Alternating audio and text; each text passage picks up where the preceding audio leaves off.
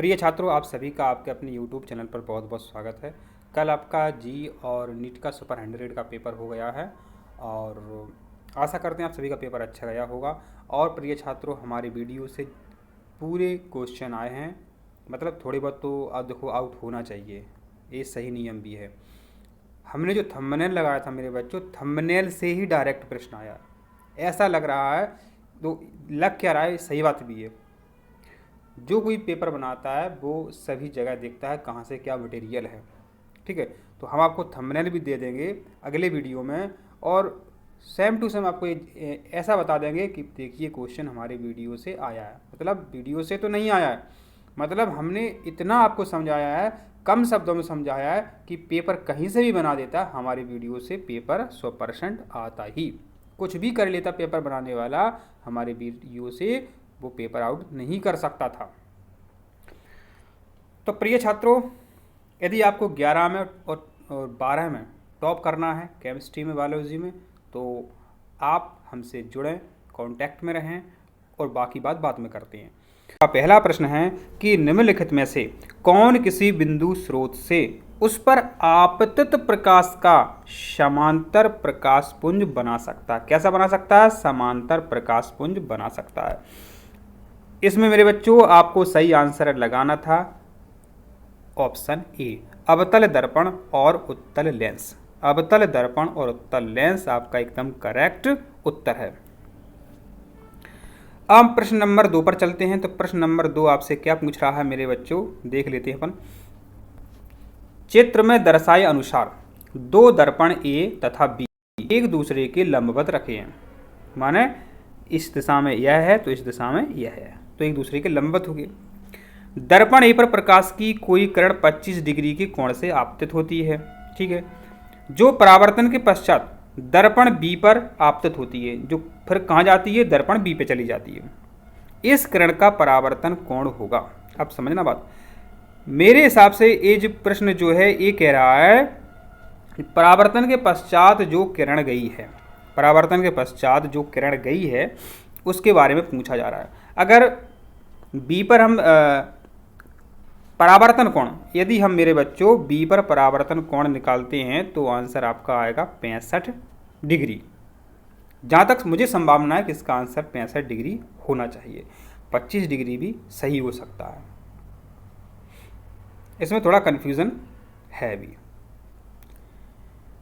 वायु से कांच के आयताकार स्लैब पर आपतित किसी प्रकाश किरण का गमन पथ 4 विद्यार्थियों ABCD ने चित्र में दर्शाए अनुसार आरेखित किया है, इनमें से कौन सा सही है?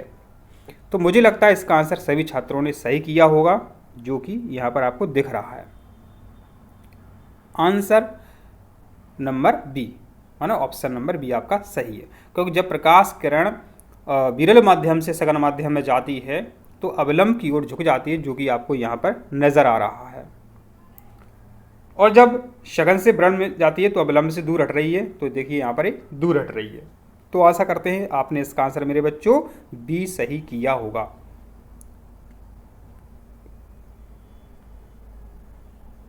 अब आपका मेरे बच्चों प्रश्न है कि निम्नलिखित में से किसके द्वारा निश्चित रूप से किसी दूरस्थ ऊंचे भवन का पूरी लंबाई का प्रतिबिंब देखा जा सकता है?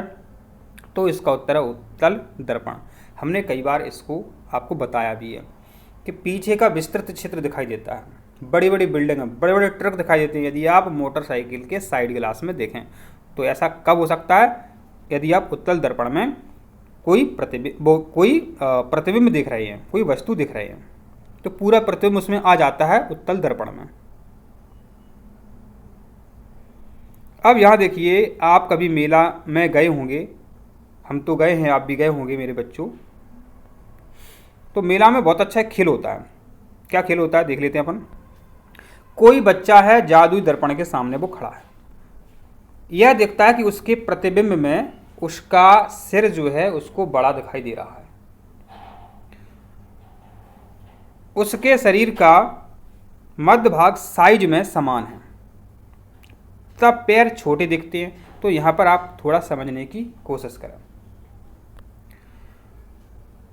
उसका सिर जो है बड़ा दिख रहा है, फिर उसका मध्य भाग समान दिख रहा है, और पैर जो है मेरे बच्चों, पैर छोटे दिखते हैं।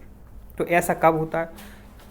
अपना जो है मेरे बच्चों, यदि अवतल दर्पण है, यहाँ पर समझने की कोशिश करना, यदि मेरे बच्चों अवतल दर्पण है तो अपन अपना चित्र जो बड़ा दिखाई देता है। यदि समतल दर्पण है तो समान आकार का अपना प्रतिबिंब उसमें बनता है, अपन दिखाई देते हैं। यदि उत्तल दर्पण है मेरे बच्चों तो फिर अपना प्रतिबिंब जो है छोटा दिखाई देता है, क्योंकि विस्तृत क्षेत्र को वो कवर करता है। तो आशा करते हैं पांचवी का आपने सी लगाया होगा।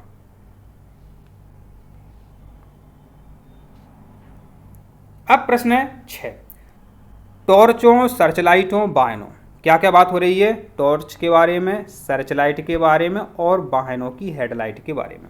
बल्ब कहाँ लगा होता है? तो परावर्तक के फोकस के अत्यधिक निकट लगा रहा होता है।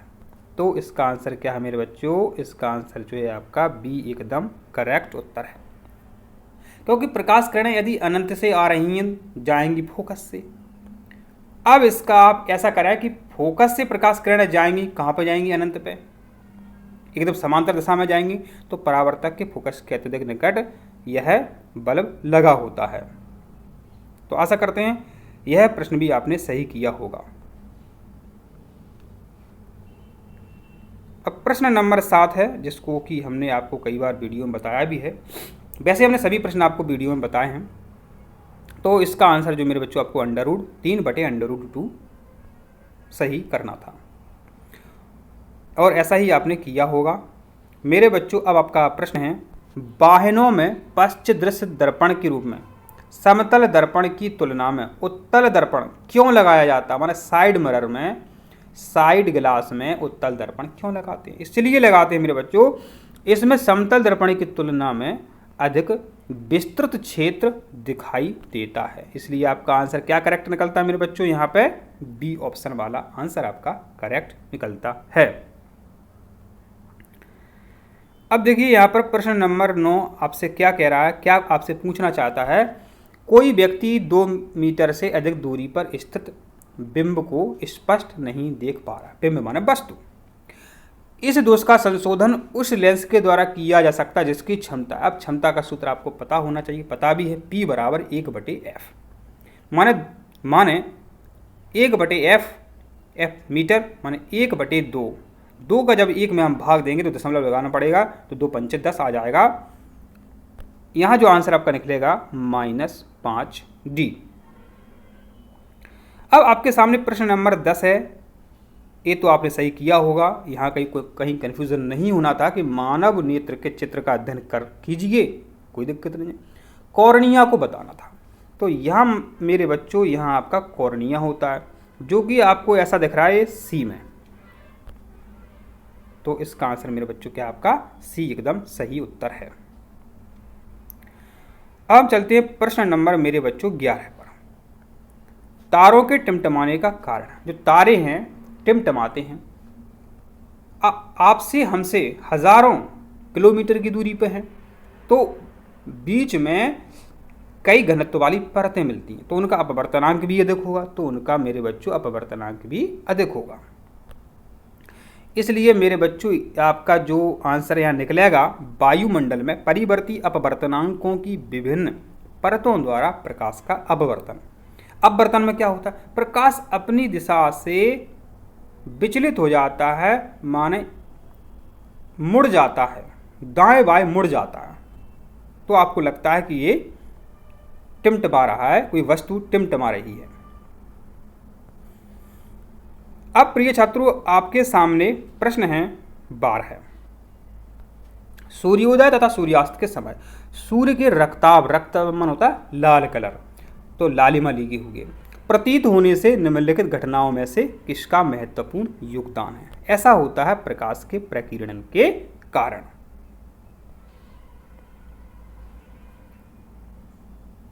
अब आपके सामने मेरे बच्चों प्रश्न है, कक्षा में सबसे पीछे बेंच पर बैठा कोई विद्यार्थी श्याम पट पर लिखे अक्षरों को पढ़ सकता है, ठीक है, परंतु पाठ्य पुस्तक में लिखे अक्षरों को नहीं पढ़ पाता है।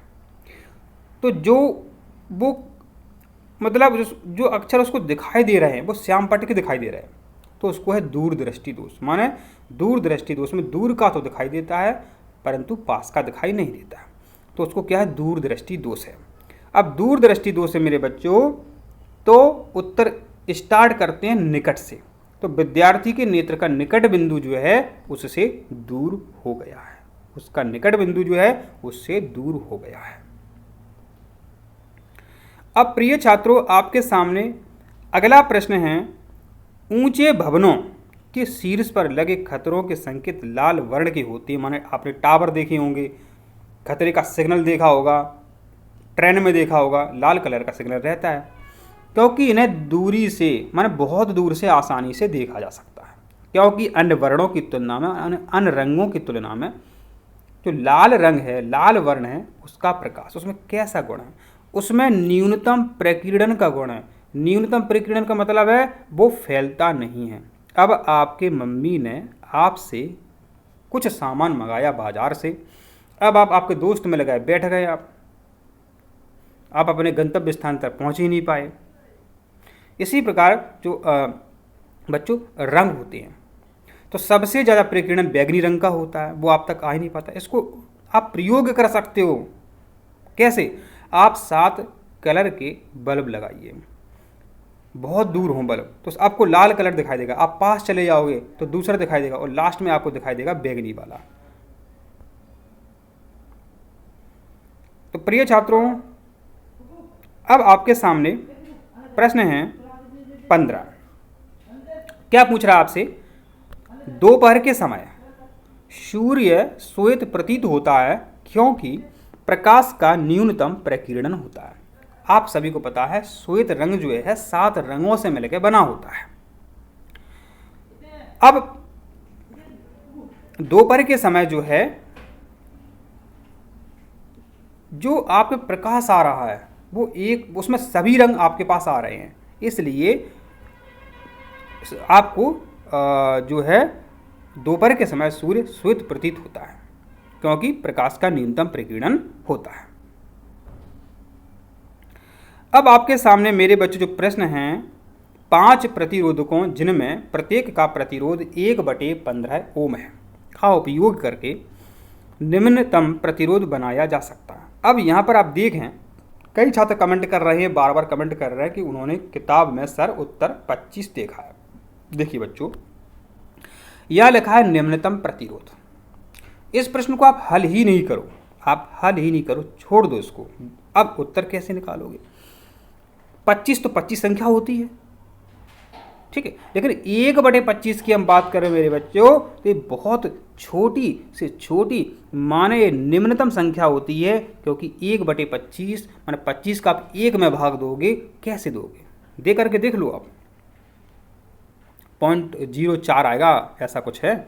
तो आपका इसका आंसर जो है मेरे बच्चों, बी आंसर आपका यहाँ पर करेक्ट निकलने वाला था और निकला ही है आपका आंसर। अब प्रश्न है कि निम्न चित्र में उस परिपथ को पहचानिए जिसमें वैद्युत अवयव सही प्रकार से लगे हुए हैं।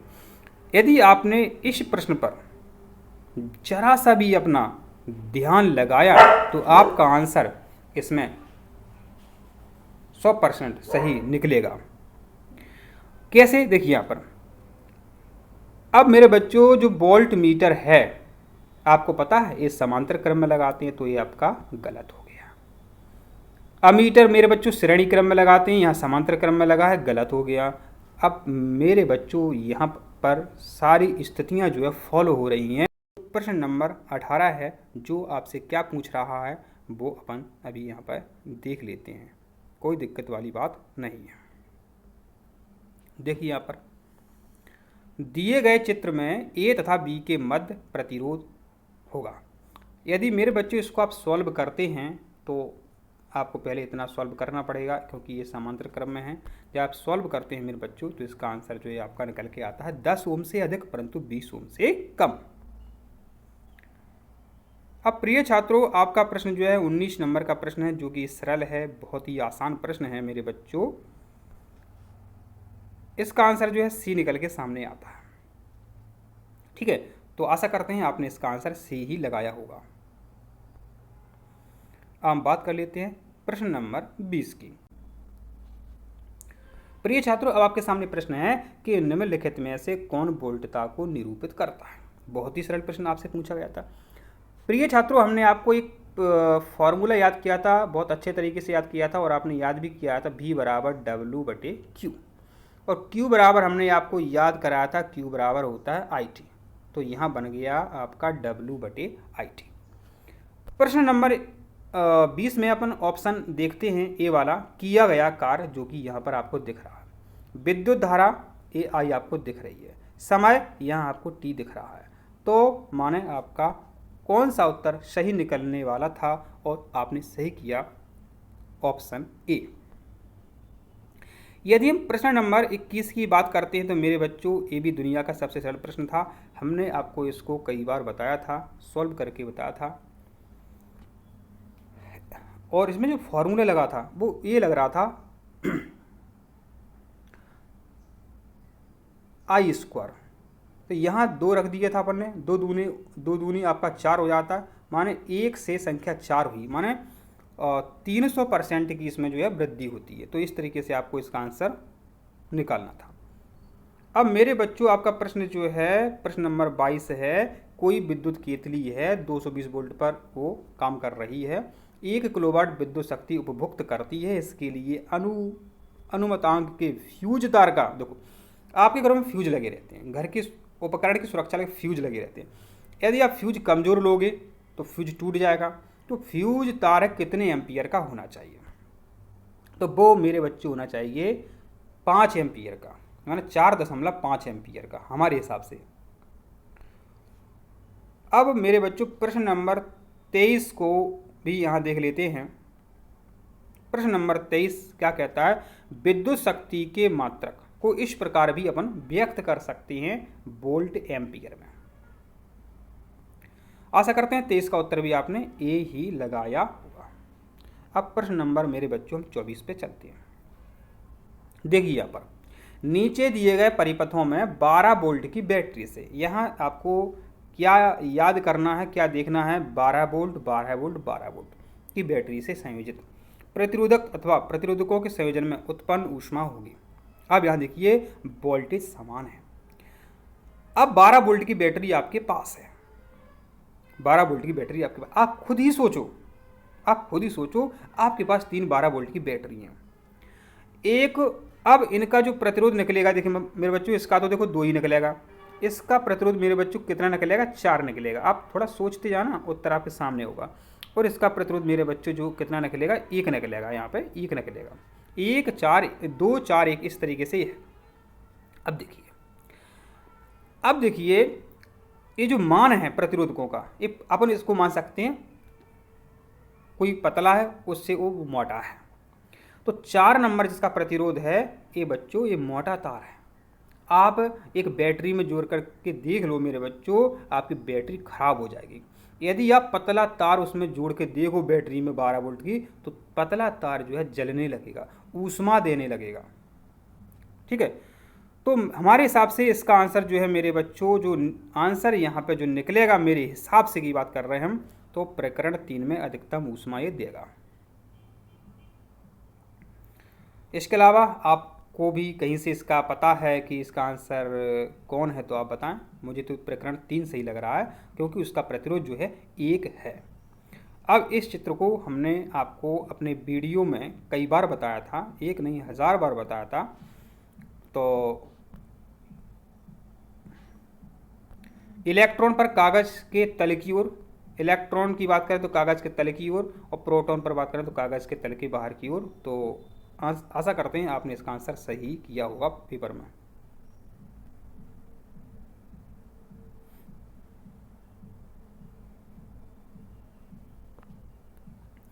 अब प्रिय छात्रों, अब प्रश्न नंबर 26 जो है, आपके पास पेपर भी है तो आप अच्छे से इसको आप देख लेना।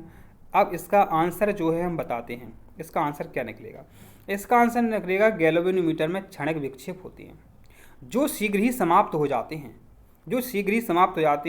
ए विक्षेप विपरीत दिशा में होते हैं, ए विक्षेप विपरीत दिशा में होते हैं मेरे बच्चों। तो इसका आंसर जो है आपका डी ऑप्शन एकदम करेक्ट उत्तर था, जो कि आपने सही किया होगा।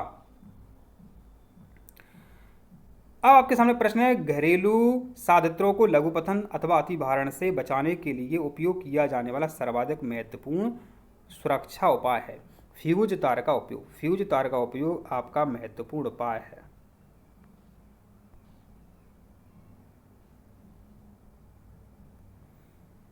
किसी लंबी सीधी धारावाही परिनलिका के भीतर चुंबकीय क्षेत्र की तीव्रता की बात करें तो सभी बिंदुओं पर समान होती है। आशा करते हैं इसका आंसर आपने सी ही लगाया होगा। प्रश्न नंबर हम 29 की ओर आपको ले चलते हैं, तो प्रश्न पढ़ लेते हैं। यदि चित्र की व्यवस्था में प्लग से कुंजी निकालकर परिपथ को खोलकर क्षैतिज तल ABCD पर चुंबकीय क्षेत्र रेखाएं खींची जाएं तो ये रेखाएं होती हैं। कैसी होती हैं? तो मेरे बच्चों, इसका जो उत्तर है वो आपका आएगा एक दूसरे के समांतर रेखाएं, एक दूसरे के समांतर सरल रेखाएं, माने सी ऑप्शन आपका एकदम इसमें करेक्ट आंसर निकलेगा। अब हम प्रश्न नंबर 30 पर आपको ले चलते हैं, जो कि बहुत सरल प्रश्न था। कुंडली के अर्धघूर्णन पश्चात धारा की दिशा उत्क्रमित करना इसका कार्य होता है। तो प्रिय छात्रों, आशा करते हैं आपको सभी बातें हमारी समझ में आई हैं और हमने आपको जो वीडियो दिए थे उनसे पेपर बना है। और यदि आपको 11-12 की केमिस्ट्री बायोलॉजी हमसे मतलब पढ़नी है और आपको टॉप करना है तो आप कमेंट ज़रूर करें। आप देखेंगे कि जो त्रैमासिक परीक्षा आपकी होगी कक्षा 11वीं में, आप उसमें टॉप करेंगे तो आपको विश्वास हो जाएगा कि वार्षिक परीक्षा में भी आप टॉप करेंगे। तो आप और जानकारी कमेंट करके पूछ सकते हैं।